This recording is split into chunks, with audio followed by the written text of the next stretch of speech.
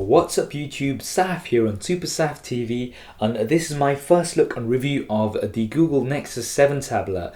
Now I posted a very quick unboxing video yesterday. You can click the link here and have a look at it, and I thought I'd have a good play around with it and bring you guys a closer look.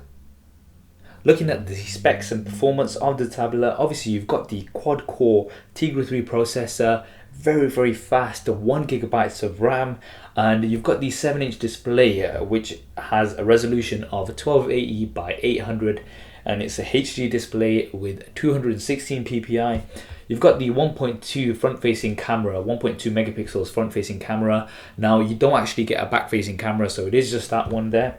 And the battery life is roughly about 10 hours, I'd say, with 10 hours usage, and it's 4,325 mAh. You've got the 8GB and 16GB versions, and this is the 16GB version. Now one point to mention is you do not actually have an SD card slot, so you can't expand on memory. So if you are thinking of getting the 8GB version, have a think about it. If you'll need the extra storage, then I'd advise going for the 16GB version, as I have done. You've got Android Jellybean 4.1 pre-installed on here.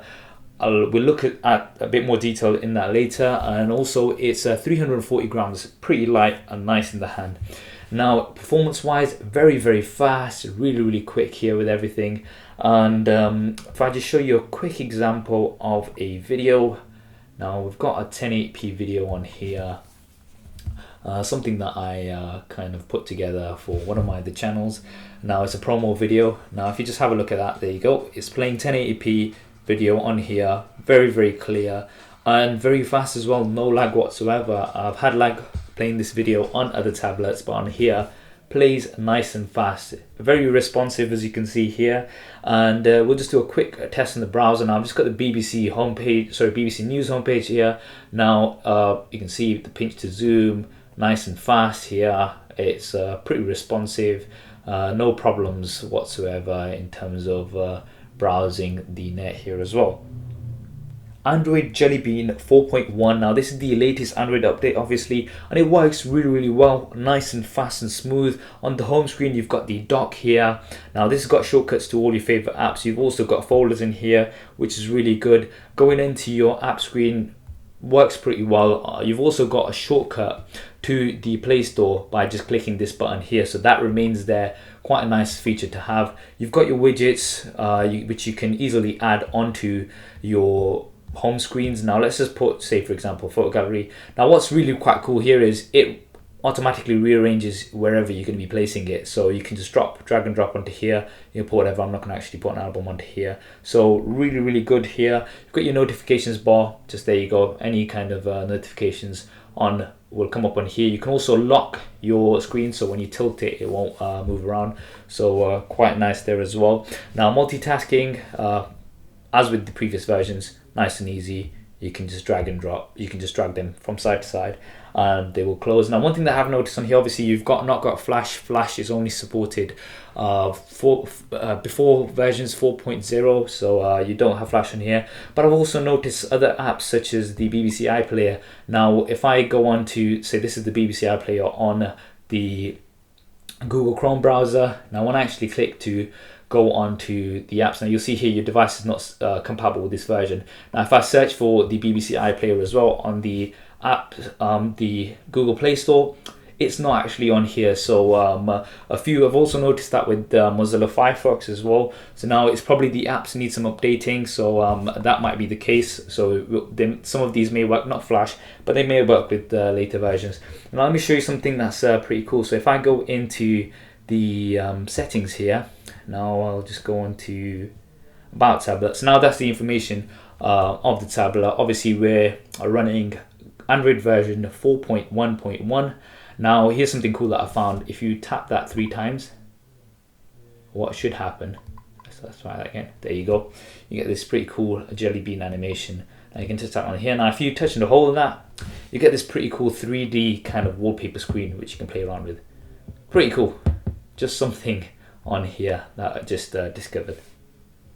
Looking at the size and form factor of the Google Nexus 7 tablet, obviously it's a 7-inch tablet, which is smaller than some of the more popular tablets out there. For instance, the iPad is 9.7 inches and 652 grams in weight. This is 340 grams in weight. And comparing it to the Motorola Zoom tablet, which I currently own, this Motorola Zoom is 10.1 inches and around 730 grams. So this is the difference. You can see what the difference is in terms of size here, next to each other. Now if I put them in, if I put this in front, you can see this is a sort of size difference that you've got between the Motorola Zoom and the Google Nexus 7. Now obviously there's that size difference, but as I mentioned about the weight, you're looking at around half the weight of some of these other tablets. iPad 652 grams, the Google Nexus 7 340, so it's really light.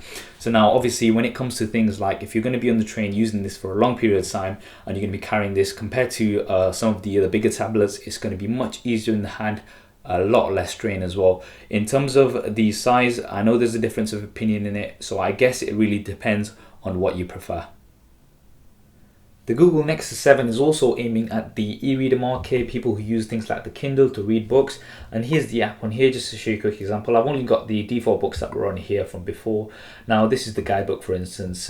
Works pretty well, quite fast. You can scroll through, you can zoom in to see the text. Now obviously the Kindle has more of a readable screen, easier on the eye. You've also got the reflective screen on the Nexus 7, so it really depends. But obviously you get that many more features at a good price, so that's something for you to decide. The camera on the Nexus 7 is the 1.2 front-facing camera, as I mentioned. You do not get a rear-facing camera on the device. Now, this is obviously intended for things like conference calling, such as using apps as Skype.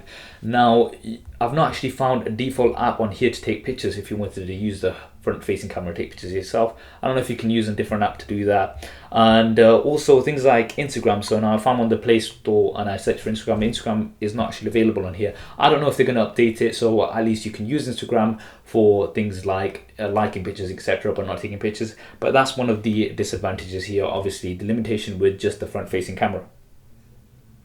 One pretty cool feature on the Google Nexus 7 is the voice command control. Now let me show you a quick example.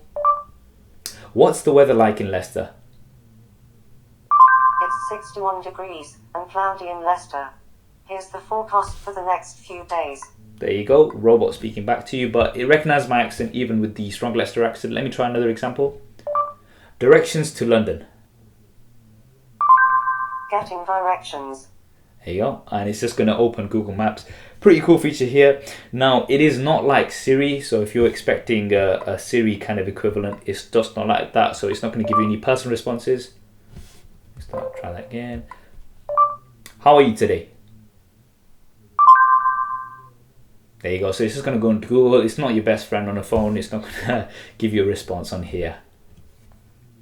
To summarize, I think this is a very good tablet, and I think Google have done a great job with it.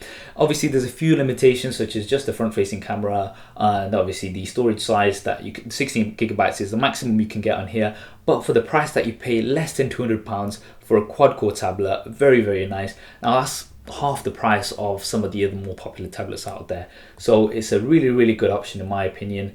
Really nice. What do you think of it? Drop me a comment below, let me know.